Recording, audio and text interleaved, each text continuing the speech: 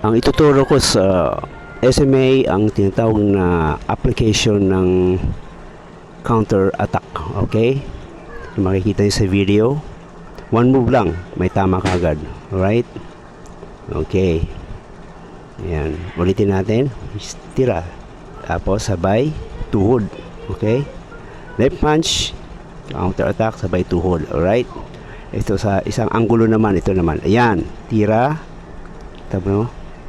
Ulitin. Tira. Follow up. Alright? Okay. Slow-mo. Slow-mo natin yan. Demo. Pagsuntok ng opponent, diretso. Okay? Ilag, sabay diretso. Make sure yung kamay nyo naka-on guard bago tumira kasi pag kumounter siya, masasanggan nyo kagad. Okay?